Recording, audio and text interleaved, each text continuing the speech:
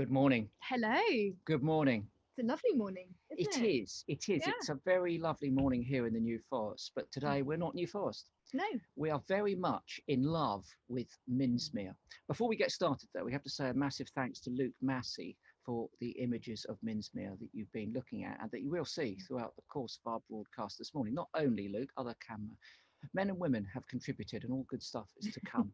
But let's get straight into Minsmere, because I've got to say that personally, it is an incredibly important place in the UK. It's one of my favourite places in the world, without a shred of a doubt.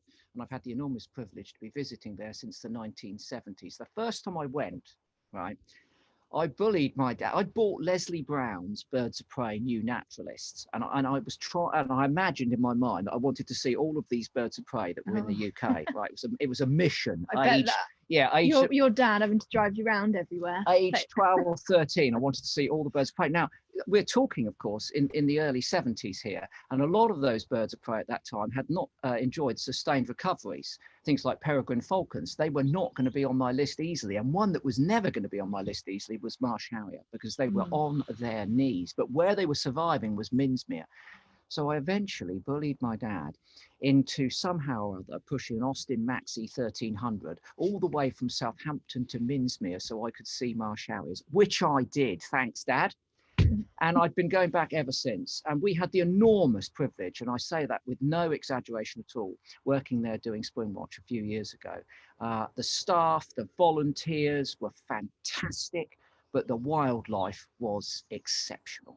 We had an amazing time whilst we were at Minsmere, because it is an amazing place. I'm going to quickly run through it now, because we are going to hear a lot more about Minsmere from the experts, the people on the ground, the people who live and work there. With an equal passion to my own for the place. But it's got more than 6,000 different species. It's been doing brilliant things for conservation since 1947, when it pioneered the recovery of the avocet, the RSPB's logo. It's at the forefront of conservation management. It's many things. It's got heathland, it's got woodland, it's got freshwater marsh, it's got a beach with shingle on it. I mean, there are very few places in the UK with such an enormous diversity of habitats, which in turn attract that great diversity of life in terms of those 6,000 species. And whilst it was originally famous for just its birds, no longer. It's home to many other species, and so is its neighbour, which we're going to be talking about today, perhaps a little less known, and that's the Sizewell Marshes Site of Special Scientific Interest, which is managed by the Suffolk Wildlife Trust. So two fantastic NGOs that we're working with today, celebrating their work, of course, the RSPB and the Suffolk Wildlife Trust, and they've done remarkable things on these sites. And as you're going to learn in the next hour, this is a very, very special pair of places, and one that we need to look after. And one of the reasons for our broadcast this morning is that we want you to take part in an e-action. Yeah, we like our e-actions. We like to get people involved in conservation, and one way that we can all group together to help save incredible places like Minsmere and Sizewell is to write to our Parliament, let them know that we're all concerned. There's very good reason why we are concerned today for Minsmere, isn't there? Yeah, there is. There's an infrastructure development which is poised to take place on the boundary of Minsmere and Sizewell. And as you'll learn as we run through the programme, and our contributors and our guests, and we've got some great people talking to us this morning, will outline, we are worried, obviously, about the damage that this might cause to this precious jewel in the UK's landscape. And I imagine that if you're up in space, an alien, and you arrive on Earth, and you're peering through your telescope down on the UK, at the areas which are richest in biodiversity, that mean so much to so many people who have visited and continue to visit them, the one that would sparkle most brightly is Minsmere. It's pretty special. So we ultimately need your help, and you can help us just by going to loveminsmere.org, signing our e-action to show your passion for the place, your love for Minsmere, and also the need to protect it as well. So, and now to tell us a little bit more about the wildlife that might be facing a little bit of trouble if this development is to go ahead, we've got Alex Pilling to tell us more. Hi, I'm Alex Pilling. I'm the Membership Recruitment Manager here at Minsmere, and I absolutely love it here. So we're going to go and have a look at some of the natural spectacles that you can see here at Minsmere. This is Island Mere. One of the most incredible experiences you can have at Minsmere is seeing bitterns and otters within metres of this hide. Otters at Minsmere are in fact really special because they actually come out in the daytime, which is very unusual for otters because normally they're crepuscular, meaning they're most active at dawn and at dusk. But here at Minsmere you can see them at any time during the day, from right in the early morning all the way through to the middle of the afternoon, which is quite amazing. Minsmere is also incredibly important for species like bittern, which in the breeding season make a very low booming sound, which actually sounds a bit like blowing over an empty blast bottle in a kind of a hoom, hoom noise.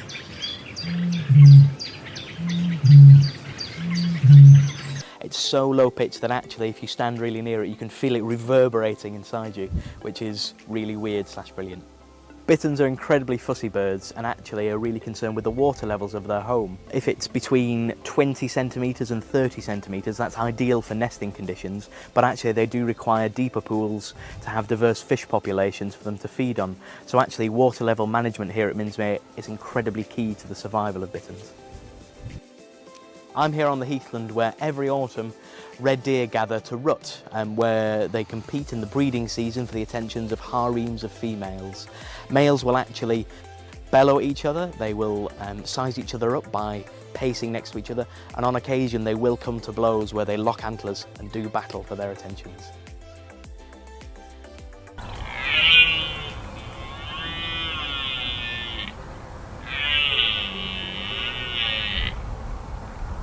And some years here we get starling murmurations, and starlings murmurate for a number of reasons, mainly to avoid predation but also to exchange information about good feeding sites and also to cosy up on chilly winter nights.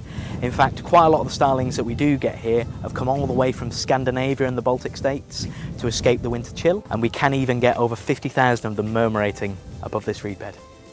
In fact, in 2018 we actually had a peregrine try and take some of the starlings from a starling murmuration that we had here to try and get a meal, and it's really amazing to have them just swooshing and swirling past you, and you can really feel that you're a part of something incredibly special. That is truly one of nature's most incredible sights, and it's one of the reasons that Minsmere is an incredibly magical place. And here we have one of the best places on the reserve to see marsh harriers come and roost. It's one of the wonderful autumnal spectacles that we have here on the reserve. And marsh harriers are an incredibly special species for Minsmere because due to a century of persecution, drainage of wetlands and pollutants like DDT, back in 1971 there was only one pair of marsh harriers left in the country, and that was right here at Minsmere. Now we have 10 breeding pairs of marsh harriers here at Minsmere, producing over a dozen chicks a season, and it is fantastic when you get here to actually see them soaring over the reed bed, and especially in the breeding season when they do food passes to each other, and you can really see their aerobatic skills in something called sky dancing. Marsh harriers are actually particularly special to me because I'd never actually seen any till I came to Minsmere, and now I see them almost every day, but I never get tired of it.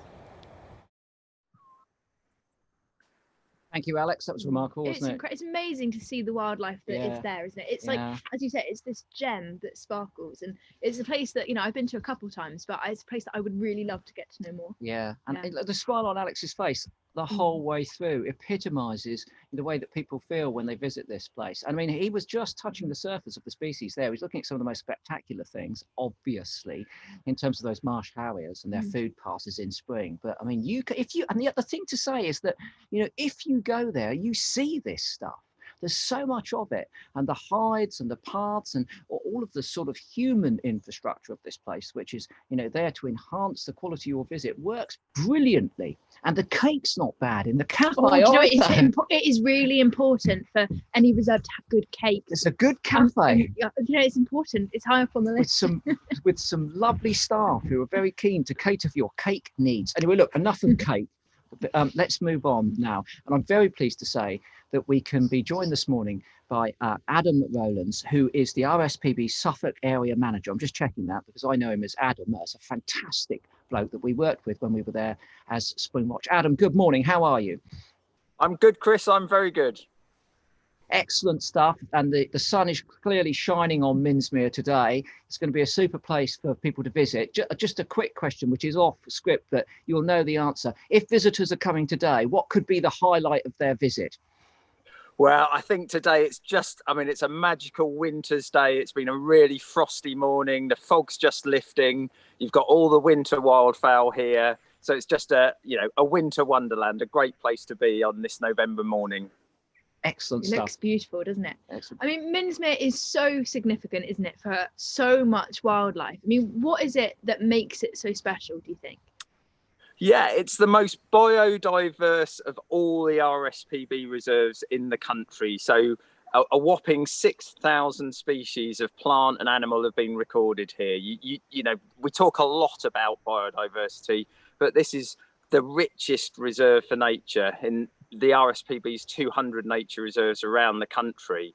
And it's really been a touchstone for conservation as well, as Chris and Alex touched on in the introductions there. So the return of the avocet to Britain is synonymous with Minsmere, a species that became extinct as a breeding bird in Britain for 100 years, returned in 1947, the year that the RSPB became involved in the site. But it's not just avocet. So again, as Alex said there, in 1971, the only pair of breeding marsh harriers in the whole of the UK was nesting here in the Minsmere reed bed, just behind us here in the view from Wyn Hill. You know, so that species also owes its success in Britain. The fact there's several hundred breeding pairs now in the country is a consequence of that pair hanging on at Minsmere just over 40 years ago. And then the other key species, so at that time, bitterns were thought to be doing quite well in the Minsmere reed bed, but just 20 years later, in the early 1990s, it was recognised that bitterns were really in trouble and they were on a trajectory to extinction. And without the interventions and research work that took place, where the researchers were out catching the bitterns at Minsmere, fitting radio transmitters to monitor their behaviour, work out what they needed in terms of habitat within the reed bed, and that really enabled us to work out how to manage the reed beds, not only here at Minsmere but throughout the country, and saw the return of Britain from a low point of 11 booming males to now over 200 booming males in the UK. It's a huge success, isn't it? It's remarkable. It's really A great exciting. testament to some brilliant conservationists that have been working there as well. And I have to say again, you know, if you go to Minsmere, you can see bitterns, these enigmatic reed bed skulkers. They're amazing. You know, you might have to put in a little bit of time. You may have to put your cake down and get out onto the reserve. Put it in your pocket. Put it in your pocket. But you get a great chance of seeing these bitterns. And Adam, if this development goes ahead, if the Sizewell development goes ahead, what sort of threat could that impact on the bittern population at Minsmere? Well, a real big concern is around potential impacts on the water levels. Again, as Alex touched on, water levels are really key to bitterns. You know, you have to get the levels just right, provide the right feeding conditions so they can gain access to the fish, so that the fish populations can thrive. But also as well for the nest sites as well, to make sure that they've got secure areas to nest. And again, if those water levels fluctuate, I mean, bitterns, great birds, but they build a pathetic nest that's just like a dinner plate almost, really. So again, if you get a sudden rise in water levels, they're really at threat of having their nests flooded out. So it's really key that the water levels are finally managed. One of the big threats of this development is it will be building within the floodplain. So in essence, there'll be building infrastructure that has big potential to affect those water levels. And Minsmere is part of the same catchment where they'll be building a power station at Sizewell. So if you imagine, it's just like one big bathtub, you know, and so if you start to put big objects in it, you start to shift the water levels around, that could potentially have a significant effect on bitterns and the other wildlife that depends on those water levels.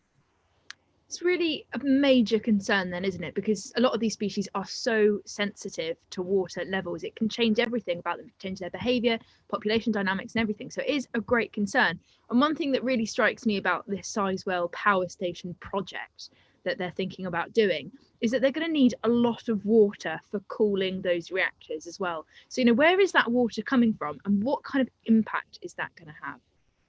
That's a really good point, because we tend to focus a lot on the kind of impacts on the land, but the other thing we really need to be conscious of is the impacts in the marine environment. And as you say, so the reason these power stations are built on the coast is because they need the cooling water.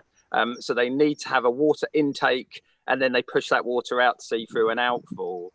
And so what we're really concerned about, that intake's going to be sucking in a huge volume of water, but also a huge number of fish, potentially up to 3 million fish a year that are being sucked in. And most of those fish will be trapped and will die. And so that could potentially have local impacts on the fish populations, but also those fish, again, much like the fish in the reed bed for the bitterns, the fish out at sea are really important for a number of bird species. So the terns that you see nesting on the lagoons, on the famous scrape at Minsmere, they fly out to sea to feed. They're feeding on those fish offshore. So impacts on those populations could have a knock-on impact on the breeding terns. And in winter, the area is hugely important for wintering red-throated divers. So some of the biggest concentrations of red-throated divers in the UK offshore, between here at Minsmere down to the mouth of the Thames. And basically, again, all of that activity, potentially the impact of reducing those fish numbers, but also chemicals that will be pushed out of the outfalls, both the main outfall and also from the temporary outfall during the construction period, and increased vessel movements, more ships coming ashore, which may disturb the divers. So the combination of all those impacts, we're really concerned, could have a really big impact on that marine environment. So we're watching that incredibly closely. It's huge, isn't it? 3 million fish. I know.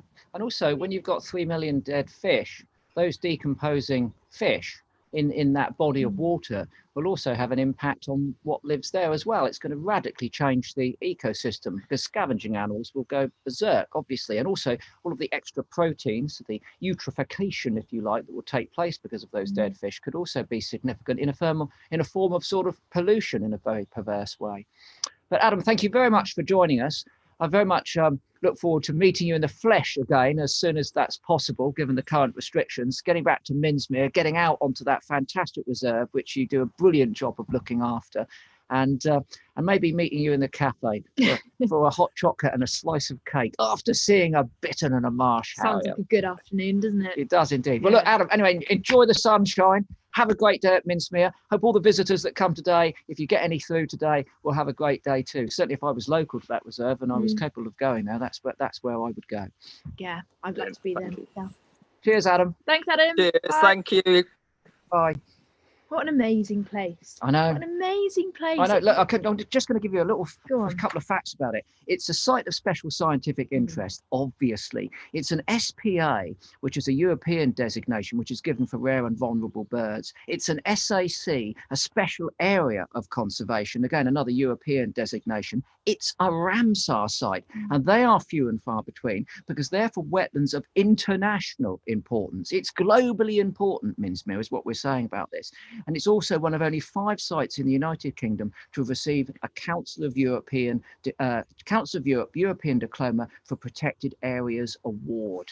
You know, all these designations are so important, aren't they? They're meant to give these places some real protection, and yet they can be threatened still by power plants that might be built next door. To me, it just doesn't make any logical sense whatsoever. It's incredibly frustrating, but all those designations go to show what a special place it is. It's truly amazing. If you can go when you can and it's safe to do so, then absolutely, please do it. But we're not the only ones that absolutely love Minsmere. A very good friend of ours, Michaela Strachan, is also in love with it too, and she's also concerned about the effects that it might face. The RSPB and Suffolk Wildlife Trust need your help to protect RSPB Minsmere and Suffolk marshes from Sizewell C. Its development could have catastrophic effects on the wildlife. So if you feel strongly about it, then please sign the e-action on loveminsmere.org.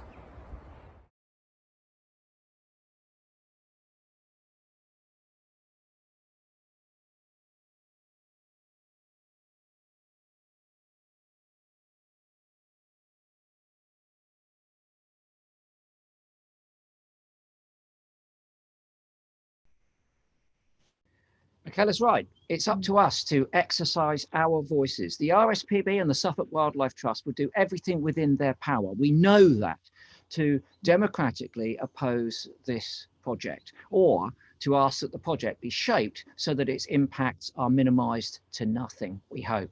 But they need our support, basically. So if you've ever been to Minsmere, if you're ever thinking about going to Minsmere, and it ought to be high on your agenda, even if you've never heard of Minsmere itself, if you care about the UK and its wildlife, and you care about this very important symbol of conservation in the UK, then please add your name to that e-action at loveminsmere.org.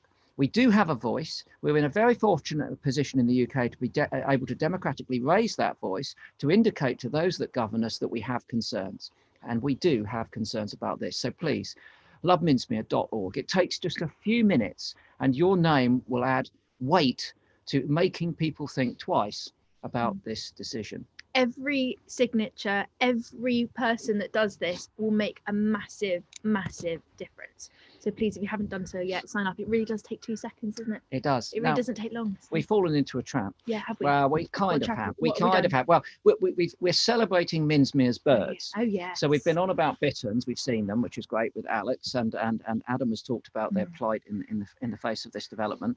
And then we've seen marsh harriers, and I've gone on about seeing those in the 1970s. We've seen all of those other things, but we mustn't forget that Minsmere is about 6,000 species, not just the birds, many other plants, fungi, and of course animals, and some of them in the form of invertebrates. And there are some pretty special invertebrates there, and some of them are amongst our favourites. So we're just going to take a brief look at these now.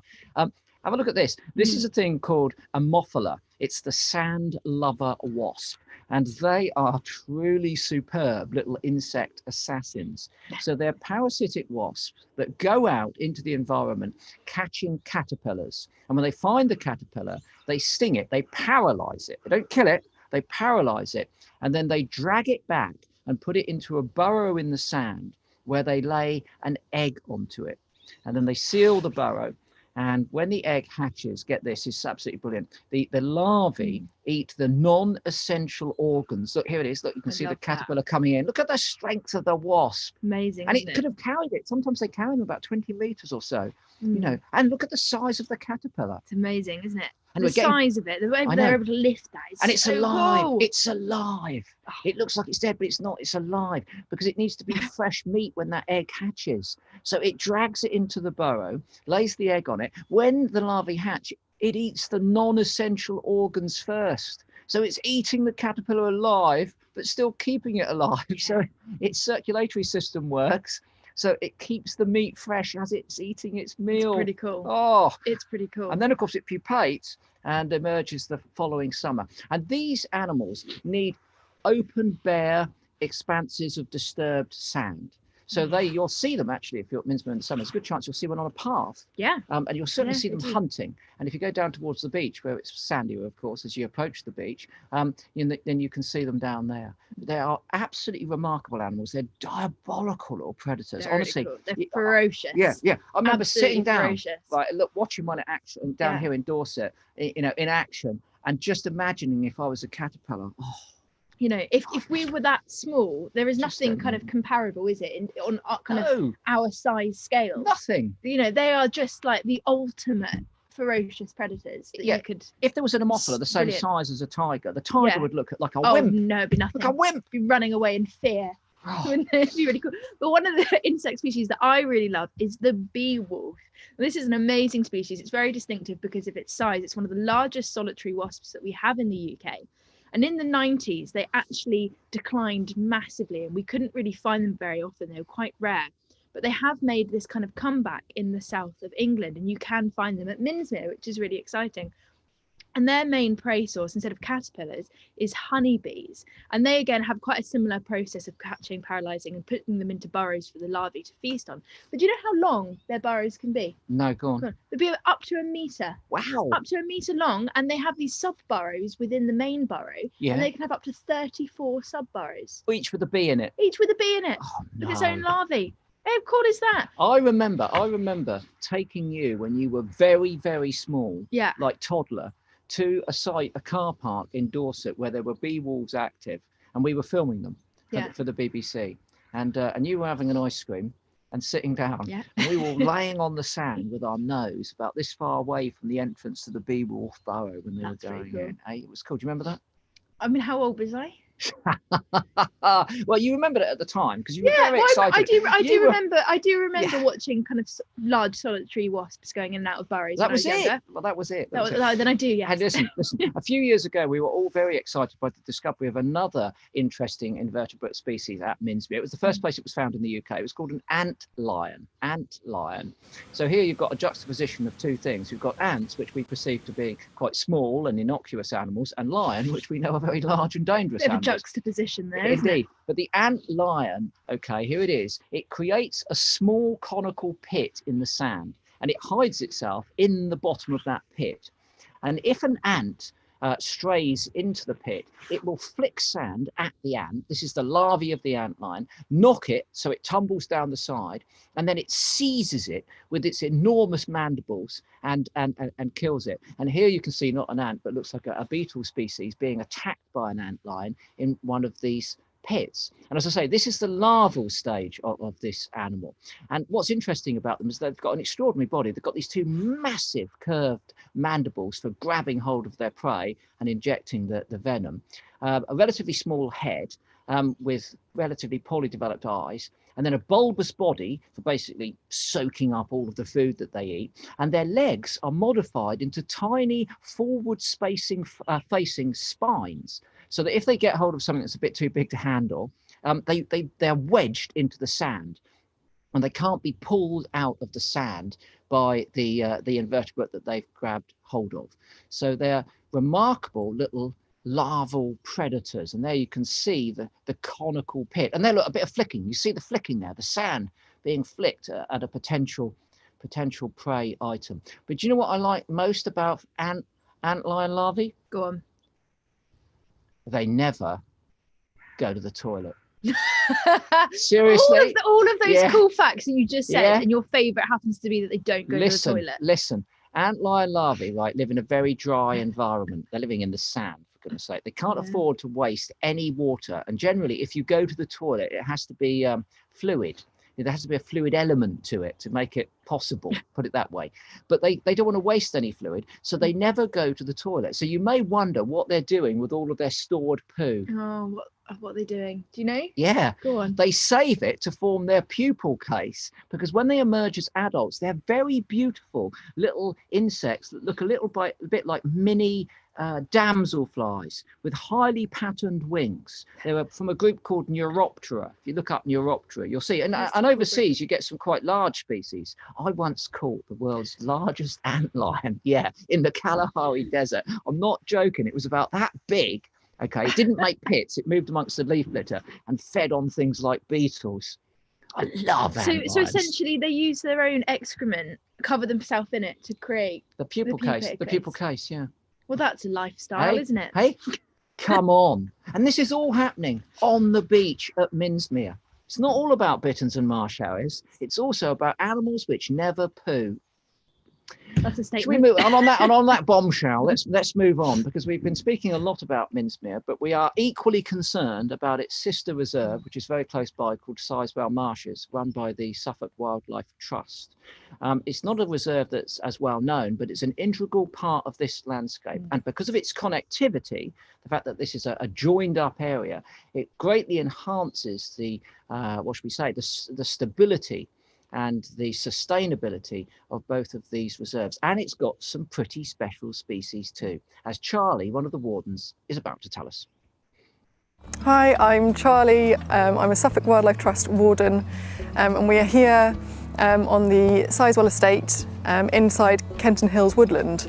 Right now we're standing along a ride that stretches quite a long way, and it's along the edge. We've got oak and ash, which have really nice nooks and crannies in for bats to roost. And one of the most important species we have here is the barbastelle bat, which is very rare in the country, so it's a really important species.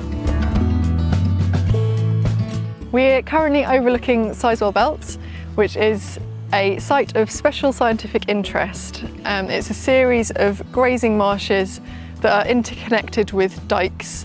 The site attracts a whole array of species, from marsh harrier that forage along the length of it. Hobbies are about, dragonflies, which are hobby's food source, water vole, and that doesn't include the plant life that's here. We have some really rare species here, and in quite a complex system of geology and complex water levels. It makes it into a really rich mosaic. We've got ponies grazing Leiston Common at the moment. They do a really good job of obviously grazing along with the rabbits and creating ground disturbance. We've just spotted some red deer. We've just walked over to Station Marshes, which is where we are now, which is part of the SSSI. One of the really exciting things about Sizewell is the range of habitats that you have here. So we're standing on grazing marshes, but not too far over in that way is a much sandier, drier habitat where a really special amphibian lives called the Natterjack toad. On this grazing marsh we have a really interesting patch of bogbean, which is a plant with really delicate white flowers, and it's there in that particular spot because of the really magical mix of geology and water that makes this site so unique.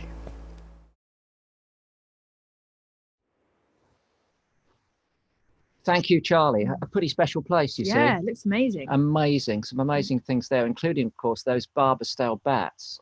Now, Barberstale bats are hard to come by. They're cool. They are remarkably cool animals. We're learning more and more about them all the time because learning about bats is quite difficult. But we also know that bats are what we call indicator species. So basically, if you've got bats somewhere and you've got a diversity of bats there, it means you've got a diversity of insects. And you've got a diversity of insects, you've got a diversity of other insects, and they're doing a good job pollinating and also feeding the birds and feeding each other, like those parasitic animals that we were looking at earlier. So, you know, bats and their presence are a good indication of a healthy community, and particularly if you're sustaining rare species like that. So hats off to the Suffolk Wildlife Trust for all the work that they've been doing there to both enhance the quality of that reserve, of course, and also to protect what was there in the first place. So it's another very, very important site. Thanks, Charlie, for giving us an insight into that place. And if you get the chance, definitely visit. And I'm sure they probably do bat walks at some time. Imagine getting a Barberstale on your bat detector. Oh, come on. Exciting, isn't it? That would be a night out. Well, I don't think I've had Barberstale on my bat. No, I haven't. I haven't had Barberstale. I've had Bechsteins on my bat detector, but not Barberstale. We've got to go, haven't we? As soon as locked out, it's safe to do so. I have seen Barberstale, I've seen Barberstale in the hand. I was working with one of the bloke once who caught one, had one in the hand. Cool. Yeah, fantastic. We've got off on under license. I know we're off at a tangent. We're excited about the wildlife of Sizewell Marshes. That's why. Yeah, well, to tell us a little bit more about that, we've got Ben McFarland. He's head of conservation at Suffolk Wildlife Trust. That was a mouthful to get out. Hi, Ben. How are you doing this morning? Morning, Megan. Yeah, I'm pretty good, thank you. It's a lovely morning, so I'm a bit disappointed to be stuck here at home, unlike Adam out at Minsmere. But no, I'm all good, thanks. Good. It's great to hear. I mean, it's just an amazing place, isn't it? Full of so much different wildlife. I mean, why is it so special for you? Yeah, well, Sizewell Marshes is really special place. It certainly doesn't get the sort of headlines like Minsmere gets, and because Minsmere is a fabulous place. But Sizewell Marshes, I really see it as a sort of backyard of Minsmere. It's very much smaller, but it's got all that range of habitats that Minsmere has. The sort of the dune habitats, the lowland wet grassland, the fen, the wet woodland. So it really is all those habitats in miniature, and it really gets a lot of the wildlife that lives on Minsmere comes into Sizewell Belt. So marsh harrier, for example, use the Sizewell Belts as foraging. So it's a really important part of Minsmere and sort of adds to that wider nature reserve. It is a remarkable place. Now, we were just getting very excited about the Barberstale bats, and it's unfortunate that we focus upon just one species because, as we've seen, as Charlie's demonstrated, there's an enormous range of species there as well, just as there is at Minsmere. But if we choose those as a species of conservation concern, what sort of fears do you have for their future if the Sizewell Sea development goes ahead? Yeah, well, I mean, Barberstale they're incredibly rare bat species. We don't have a lot of data on them nationally. There's probably about, the last time they looked at it, I think it was about 5,000 individuals nationally. It may well now be considerably less, maybe down to 3,000.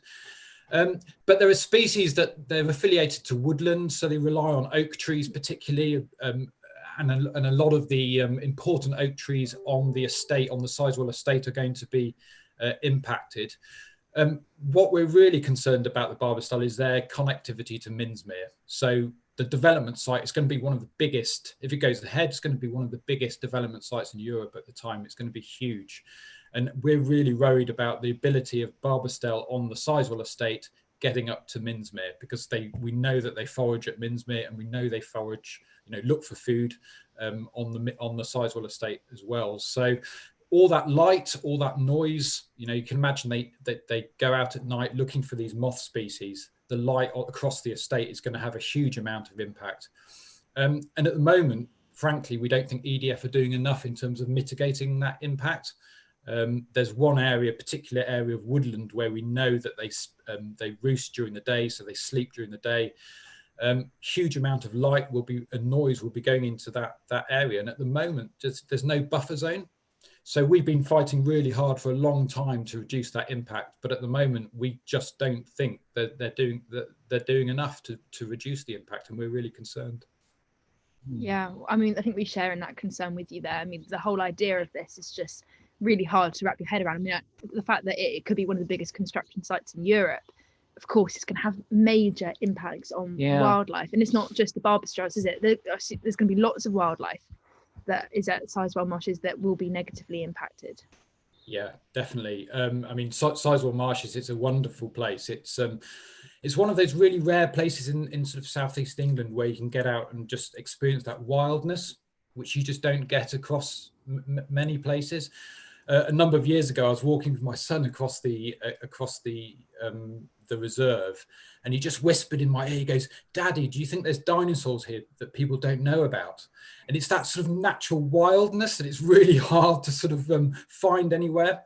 And unfortunately, the development will risk that, and at the moment we can go out and experience that really profound sort of uplifting wildness. And with this development, that will be lost, and unfortunately, it doesn't matter how much mitigation you do, that will be lost, So that's, and we've got to consider, is it the right place to put a big nuclear power station? Ben, we've used the word mitigation, which is essentially what developments like this, or the developers, should be doing to try and reduce their environmental impact, basically. And I mean, it's a word that you and I would have grown up with, and we would have looked at many such proposals in the past where the mitigation levels have been paltry. They've been far below that we're capable of. And we've always felt that they required more thought, more investment, more expertise, and more energy and endeavour. So broadly, in this context, do you think that EDF Energy have put enough effort, energy, thought and expertise into the mitigation that they're offering? No, absolutely not. We've made some progress, definitely working with the RSPB. We've definitely made progress, but just take one example. So I've talked about Sizewell Marshes being Minsmere's backyard. The proposals will basically be bringing in a dual carriageway right across our reserve. We'll be losing about 10 football pitches worth of habitat, and it'll basically be cutting off Sizewell Marshes from Minsmere. Now, the updated proposals have adjusted that so I mean, EDF are calling it a bridge. In my mind, it isn't a bridge. It's still basically a causeway stroke culvert with a bigger culvert, which will improve some connectivity between the two sites, so the wildlife will still be able to get through in more than it did, but it's still cutting it off. Now, if the mitigation was better, we might be seeing a bridge, an open span bridge, which would not cut the two sites in two. But as it stands, the two sites will be cut in two. It's been called a bridge. It isn't a bridge. It's effectively a causeway and a culvert. So much more needs to be done, in my view. We're not even close to reducing the impact there is going to be. So yeah, more to do, I think. Yeah, it's a shame, isn't it, when we have the ability to basically, work and live alongside wildlife. We have the technology that's been explored by environmentalists and architects and ecologists, and we can make it easier on ourselves and easier on that wildlife. But it seems that when push comes to shove, as my dad would say, the effort isn't put into that mitigation, and sometimes it comes down to cost. One can only imagine that a bridge, an open span bridge, might be more expensive than a dual carriageway, a banked dual carriageway. But moving forward, I think that we have to look for developments and developers to exercise more responsibility when it comes to thinking about their impacts, and realise that the world's moved on. We've got a climate, environment and ecological emergency in place now. And some of the practices that they might have got away with in the past are no longer going to be palatable to people like you, myself, Adam and Ben. And that's the simple facts of it. Well, look, Ben, thank you for your contribution this morning. Do everything you can, and I know you will, you and your staff. Thank Charlie from us as well for her great contribution. And do everything you can to look after Sizewell Marshes. It looks like a really special place. And those Barbastelle bats, we dream of them on our bat detectors. Can you imagine being out and getting that little chirp and it says, I've got one that identifies the bats. It's a posh one. I know. I mean, You're excited at the I like thought bats. of it. I like bats a lot. And I had a picture in my Ladybird Book of British Mammals of a Barbastelle bat, and it was sort of frighteningly unattractive. Oh no. Well, weird. When I was a kid, I mean, I love them now, but as a kid, they were a little bit scary. They've got quite a different face. Yeah, they have. They have indeed. All right, Ben. Thank you, Ben. Thanks, Ben. Thank you very much indeed. Thank you, Chris. Thank you, Megan. Thank you. Bye. Now, we're going to continue our appeal now, because we're asking people to sign our e-action. And it's not just us. We've heard from Michaela Strachan.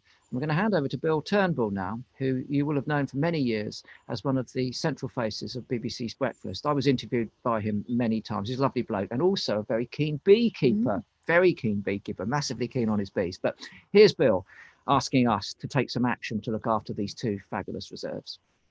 The RSPB and Suffolk Wildlife Trust need you to help protect RSPB Minsmere and the Sizewell Marshes from Sizewell Sea, a project that could be devastating for wildlife. You can make their voice for nature stronger by signing the e-action at loveminsmere.org. Some very important words there from Bill. It's really important that we all sign up, we all take part in this e-action, because, as I said, every signature will really count and go a long way in showing our concern for the future of Minsmere and Sizewell Marshes, which we all really need to do now, before this project starts going into development, if it's approved. Yeah, and it takes just a couple of minutes. I mean, it's less than a couple of minutes. Less than a couple of minutes. Seriously, it's really so simple to do, and so important to add your voice. In the past, a lot of people cared about these sorts of things. They still do, but now we need people to act, and there's a significant difference there. Yeah. And the action in this case is just such an easy thing to do. You don't even have to go out in the rain. No. You can do it on your phone. In your pajamas, in bed with your slippers on, with a cup of tea. Takes 2 in bed seconds. with your slippers on. You could, if you What? wanted to. You've been wearing your slippers in bed. I don't know. You might get Weirdo. You might have cold feet. Weirdo. You might have cold feet. I don't know. What do you mean? The house is like an inferno at the moment. We've got to do something about the fact. Okay, slippers in bed. I don't know. You might get up in the morning, get cold feet, put them on, get back into bed for 10 minutes. Let's not get into Megan's sleeping habits too deeply here and her sleeping attire. Oh no! Right, let's speak to someone else that I've had the great privilege of working with at Minsmere, Paul Green, who's one of the wardens there, and also a very keen sculptor. And I didn't know that when I met him. This has been a revolution to me. I didn't know that he'd been doing that. Amazing stuff as well. Yeah, amazing really stuff. cool. So look, here's Paul speaking from the front line again at Minsmere, a man with an enormous passion for this place, as you're about to find out. Hello, my name's Paul Green. I'm one of the team here at Minsmere. I'm a warden, which means I get involved with all aspects of managing the habitats here at Minsmere and surveying. In the spring and summer, I'll be out actually counting the birds, actually logging how many birds are here, where they're breeding. Birds like the avocets, which aren't here at the moment, they've gone to winter on the local estuaries, but come February, late February, March, their numbers will start to build as they return from those estuaries back to the scrape, which is one of the habitats you can see here behind me. And when those birds return, they really want to have everything just right. So this time of year, as I say, I'm not surveying, but I'm out with brush cutters, I'm cutting vegetation, I'm making sure the islands on the scrape where the avocets will return to breed are just right. So even though it's only November as I film this, I'm really getting things, I'm already preparing for the breeding season 2021. So here we are now looking at the Minsmere Scrape. So the Scrape is probably one of the better known parts of the Minsmere Reserve. It's an area of mainly freshwater, shallow lagoons and islands. And we manage the Scrape for birds like the avocet, wading birds, which like to nest on really short grassed or next to no vegetation at all. And that's why we have these conic ponies. The conic ponies will go onto the Scrape as part of the annual habitat management when the birds have finished breeding. And when the avocets aren't here, they're away wintering on estuaries, the ponies will wander between the islands. Any bramble, grass or rush that's coming through, the ponies will graze on it, dig it up, and then when the avocets return, there'll be next to no vegetation on those islands, which is exactly how those birds want it. So the conic ponies are actually performing a vital part of the annual habitat management here on the Scrape at Minsmere. I first came to Minsmere when I was a really young lad. I think I was something like 12 years old, and I absolutely fell in love with the place. I've gone on to be part of the team and actually work here now for well over 20 years. I absolutely love Minsmere, and when I'm not working here, take my inspiration. I'm a sculptor, I work in wire, and I'm inspired by the birds that I see. This is a lapwing that I've been working on for a few weeks. And so I'm not actually being paid to work as part of the team. I'm here in the evenings in the summer and on my days off, working and just enjoying sculpting the birds that live here, that make Minsmere their home. And Minsmere is just a huge, huge part of my life. And yeah, I really hope we can all help keep it that way.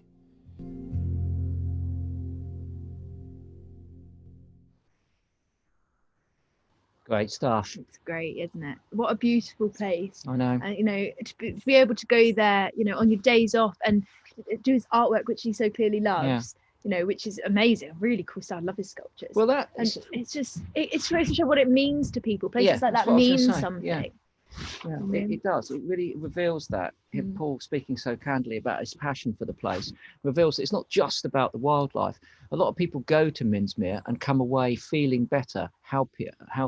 It's a great retreat, you know, to get away from the stresses of the modern world when you get out there. And like Ben was saying, you know, his son was wandering around thinking it was so wild there could still be dinosaurs there, you know, and those habitats are very, very rare in southeast England. They're few and far between, aren't they? And right now the importance of these places has never been higher.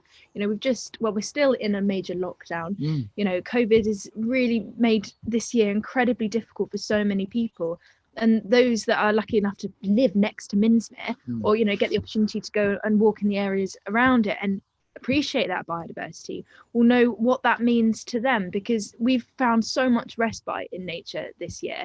We've connected to it more than ever, and places like Minsmere are so important for that, for our own kind of escapism, but also just kind of connecting with wildlife, you know, getting those experiences, like when you went to go and see your marsh harrier when you were 12 years old, taking children out, you know, there might be dinosaurs wandering around. It's those bits of connection that ignite kind of this love of wildlife and this love of the environment, which we really need now more than ever. As you said, we're in a climate emergency. These places need our protection and not to be at risk from developments. It shouldn't be happening. And whilst we're on that, I just need to tell you a couple of things about this development. I think it's worth pointing this out. So basically, Sizewell C, if it were to go ahead, would be a nationally significant infrastructure project, a bit like HS2, basically, which means that it's so big and nationally important that permission to build it needs to be given at national level. So ultimately, that's by the responsible Secretary of State.